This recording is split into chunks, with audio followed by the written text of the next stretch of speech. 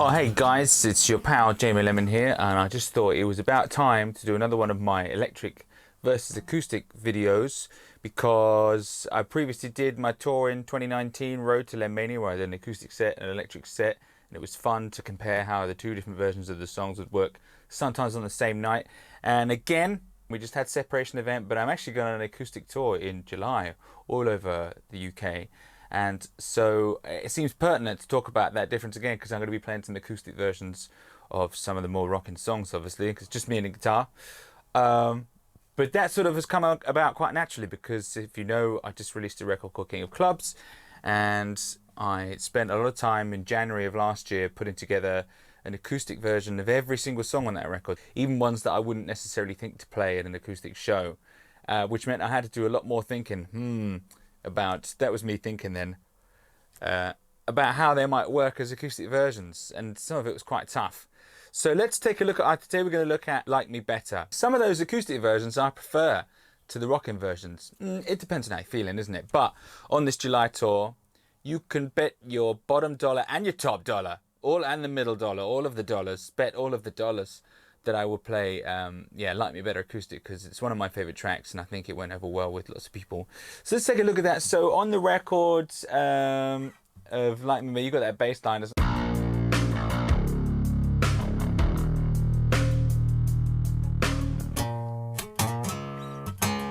fist for red, it just doesn't sound right. And so what I wanted to do was immediately sort of broaden that out. So I took it down here and put a chord in it. So that second note remains all the time. You know, instead of, we got, which is cool, a nice chord, but it's still quite minimal. And then, so the bass line goes up there, and we still have that with the chord in the end. Quite tricky. Oh, you see that there? The bass come round. So we've got the bass line still. It's still intact, but we've added those a couple more strings to make it more like a chord. And yeah, it's not completely full. It's still quite stripped back. And so the verse goes on like that a few times, and then in the electric version, we got that one.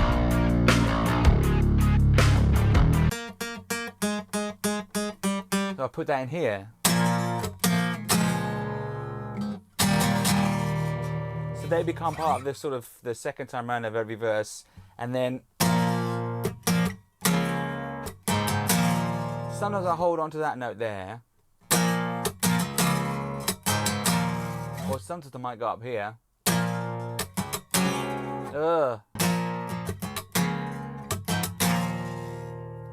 And I really like the way that just it stops the verse from getting boring. You know, we're adding stuff all the time, and yeah, I mean that's the fun thing about the guitar, is that I've said this on many of these videos, that there's a million different places you can play the same note. That's the beautiful thing. You've got 6 strings and all these frets, and you can usually find some note that's up here. Hey, it's down here as well. Great. So then the chorus, and on the chorus in the electric version, if the bass line of the guitar would be like. And then there's this sort of jingly jangliness over the top. Lots and lots and lots of guitar notes that I added on a separate track, and it's impossible to play live at the same time. If I had a bass player and if I had a guitarist to do these, but it's just me, and I quite like to strip it down.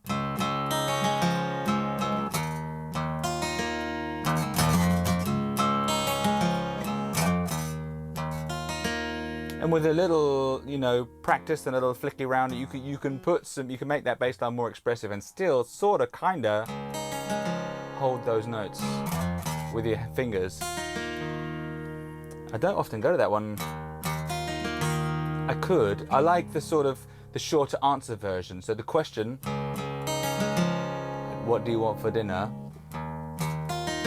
Fish fingers, you know? And then in the second verse, really, although I like when I write a song, when I put it down in the studio, to bring in some more instruments. There's some piano that comes in the second verse on the record, and a bit of chaka chaka tambourine.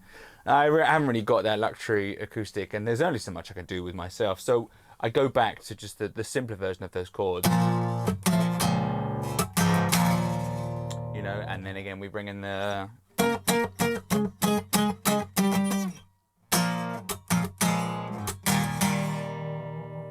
And then it's into the chorus again, and this time I might strike a fit instead of just... I'll probably give it the whole... I'll give it two notes. It's more like a chord. So we're still sort of moving and revealing stuff as we move through the song, and it's still building. Then we got the acoustic riff, which just should never happen. You should never play like a riff on an acoustic guitar, but it does happen. And I thought about how am I going to do this, because there's a stupid riff that goes all the way along the guitar.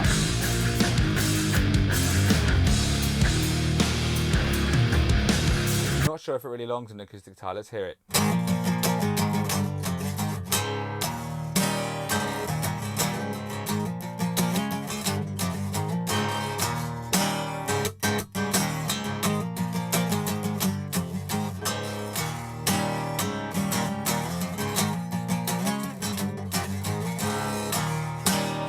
That's quite tough to do, and as you've seen, I don't always nail it. So we got some slides, we got some hammer-ons, we got lots of slides there. Oh, a little hammer-on, which is tough to do on the electric. The strings are stringier, and you've got all the gain going through it to really pick that up. On the, you've got to really make that register on the acoustic. So you got a hammer on, and then a slide, and then a pull off. Come on. That's nuts. And I don't always pull it off, man. I'm sorry. I don't always hammer on, and I don't always pull it off. I don't know if you can see the faces I'm pulling trying to do this.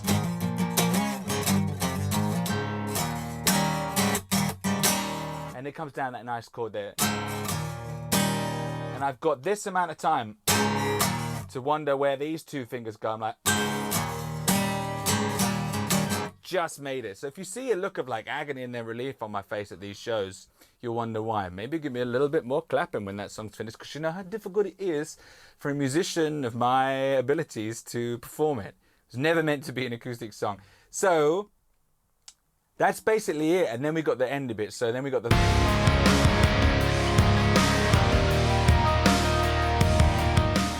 Great to really let loose at the end, then just let's have a big old strum like a campfire kumbaya type situation. So I always enjoy that bit. And then you've got the end with those synth lines on the record. They're like,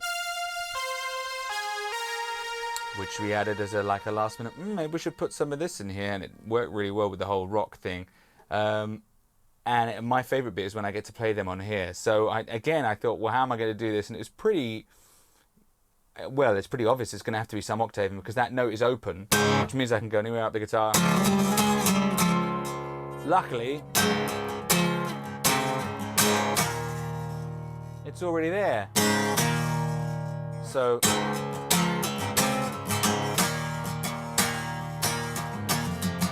it's quite subtle, but you can still hear it. And you know, I hope people have heard the record and they like those synthy bits like I do. It's my favorite bit. And they expect them to come in. So to be able to represent them, and if I'm good enough, I can bend my finger around there and make that a nicer chord instead of just, I can give it most of the time.